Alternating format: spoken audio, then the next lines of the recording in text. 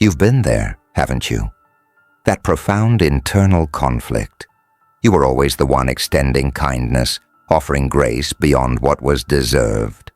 A seemingly small insult, a conveniently forgotten favor, a joke that cut far deeper than they ever admitted. And what was your instinct? To tell yourself, let it go. Be the bigger person, rise above it. It feels inherently noble, doesn't it, to constantly show compassion. But Niccolo Machiavelli, the unparalleled master of realpolitik, would pose a chillingly different question. At what cost does this constant mercy come? Hey guys, we're Strategy, based in Abu Dhabi. We use AI tools to make these concepts come to life, but it's our amazing team who goes deep, breaking down powerful philosophical ideas and showing how they really apply in everyday life. We hope you enjoyed today's content. Because in the intricate dance of power dynamics, every single act of mercy, every single concession of grace, is not always, or even often, interpreted as genuine compassion.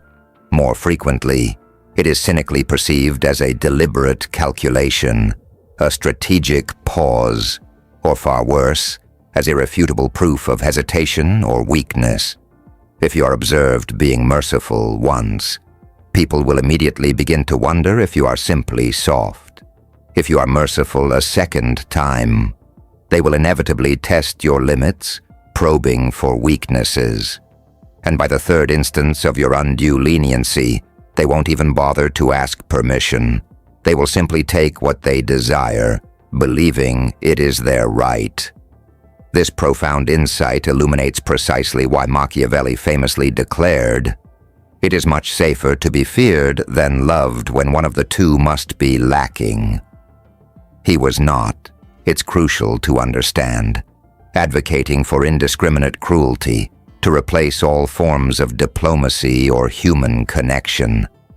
His core message was far more nuanced, that once your demonstrated mercy begins, even subtly, to threaten your perceived authority or your strategic position, that very mercy transforms into an unavoidable liability. You will observe this dynamic play out most clearly in group settings, particularly where power structures are unwritten, fluid, and subtly enforced. In these environments, everyone is constantly observing, perpetually calculating. Who is truly the strongest?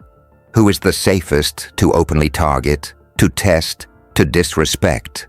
And if they consistently perceive that you never administer punishment, never decisively bite back, never retaliate against provocations, they will inevitably begin to internalize the dangerous belief that your kindness is not, in fact, a conscious choice. Instead, they will conclude that it is your only inherent option, a default setting born of an inability to act otherwise.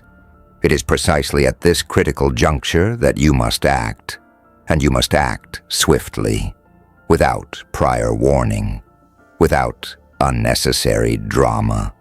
Your response should not be delivered through emotional words or heated arguments, but through decisive distance, unwavering decision, profound detachment, and above all, an aura of absolute finality.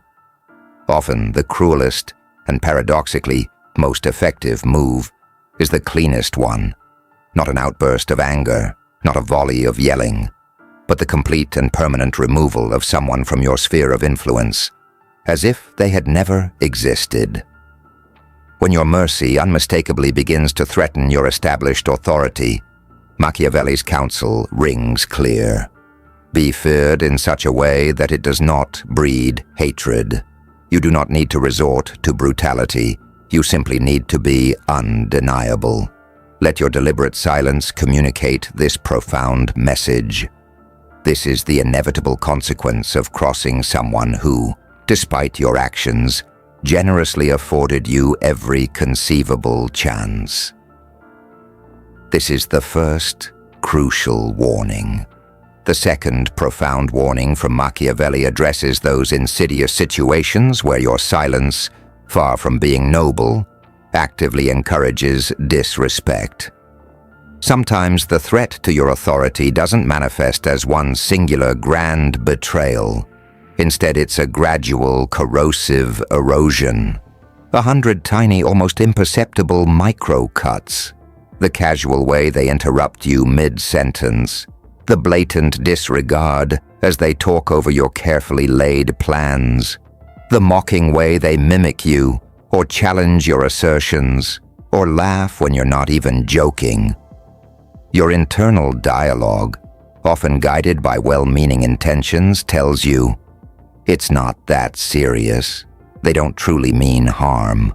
I'll just ignore it and gracefully rise above the petty behavior.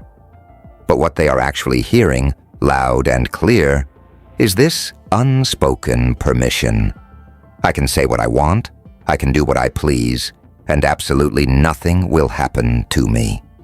Machiavelli, ever the astute observer of human behavior, understood this dynamic profoundly. Men judge more by the eye than by the hand, for everyone can see you, but few come in touch with you.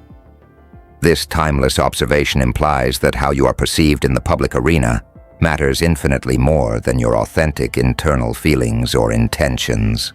You may not possess an ounce of inherent weakness, but if you consistently appear tolerant of blatant humiliation or disrespect, that carefully crafted image is all people require to fundamentally adjust their behavior and expectations around you. It is precisely at this point that your erstwhile noble silence ceases to be a virtue and metastasizes into unambiguous permission. So what is the Machiavellian countermove when your silence has unequivocally failed to deter disrespect? You do not engage them in direct confrontation. You do not descend into a futile argument. Instead, you fundamentally change the entire atmosphere around them. You deliberately disrupt the unearned comfort they have grown accustomed to in your presence. You become cold. You become brief in your interactions. Your gaze lingers longer, carrying an unreadable intensity. You strategically withhold laughter when they expect it, denying them the validation they crave. You answer their questions with a chilling stillness, an almost unsettling composure. You painstakingly create the palpable sense that they no longer possess unrestrained access to your peace, your warmth, your emotional equilibrium, and then you simply let them panic. That, in essence, is how effective strategic cruelty operates when mere silence has proven to be a failure. It is not an explosive outburst of rage. It is instead the complete and utter freezing over of the space they once casually occupied in your life. Because true cruelty doesn't always scream its presence.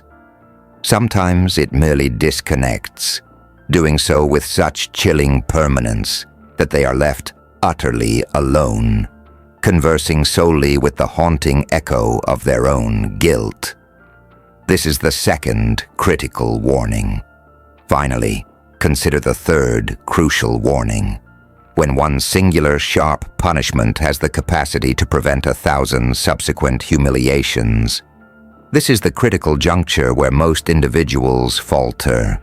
They mistakenly believe that being the bigger person necessitates absorbing disrespect, insult after insult, over and over, until one inevitable day they simply snap, unleashing a torrent of pent-up frustration. But Machiavelli's directive on this matter was crystal clear, devoid of sentimentality. Injuries must be inflicted all at once. Why? Because a pattern of repeated forgiveness does not, contrary to popular belief, confer nobility upon you. Instead, it renders you entirely predictable, and people, in their fundamental essence, will only genuinely alter their deeply ingrained behavior when the consequences for that behavior are sufficiently sharp enough to instill a healthy degree of fear. This is the very law of necessary cruelty in its purest, most unadulterated form. If someone dares to cross a definitive line, and you respond with a fire so precise so potent, just once. The profound truth is, you will never need to respond in that manner again. This is not about seeking vengeance for past wrongs. It is, unequivocally, about prevention. A sharp, sudden, and unforgettable consequence indelibly burns itself into their memory. They won't remember your lengthy lecture, your impassioned pleas, or your emotional pain. What they will remember, with chilling clarity, is that the very last time they dared to disrespect you, they lost something of immense value, something they genuinely believed they would never forfeit. And that profound sense of loss, that pervasive silence, that unsettling void where your presence once existed, that above all becomes their most effective teacher. Not your carefully chosen words, not your visible pain, but their own profound, internal discomfort.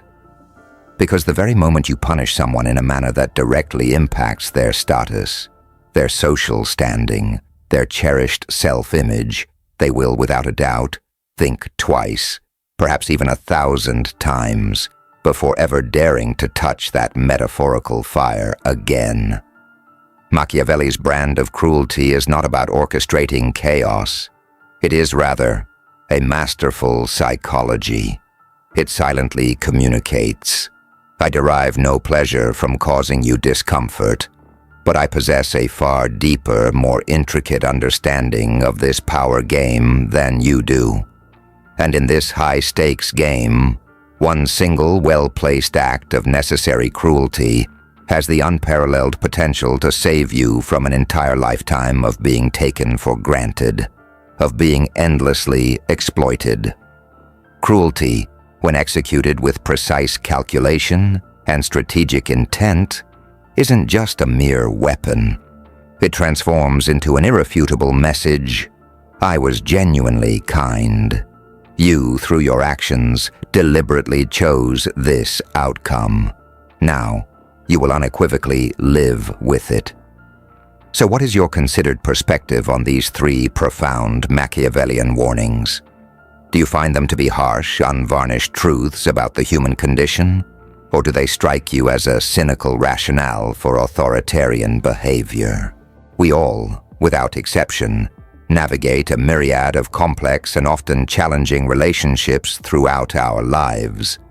Have you personally experienced any of these dynamics play out, where your initial kindness was exploited and a firmer, more decisive approach proved to be absolutely necessary for your own preservation or the maintenance of your boundaries? I urge you to share your insightful experiences and personal perspectives in the comments section below.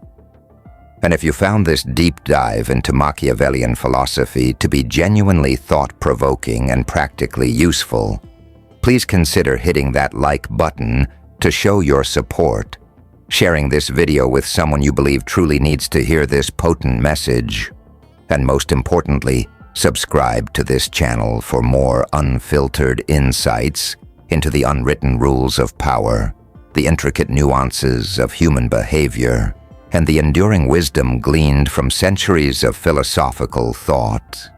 Until our next profound discussion, remain ever vigilant, cultivate your inner strength, and always unequivocally protect your peace. To truly understand how to master these profound principles of power and influence in any situation, delve into Machiavelli's timeless and groundbreaking work, The Prince. Find the link to acquire your copy in the description below. If you see me again, well, congratulations. It means you're starting to think differently. It means you're paying attention. And if that's the case, you already know what to do next. Because in a world full of manipulation, silence, and strategy, you don't follow the noise, you follow the power. Thanks for spending time with us. If this sparked a new way of thinking, hit like and subscribe to keep the ideas flowing. And don't forget, check the description for the links to the original books and resources we used today. We'll see you in the next one.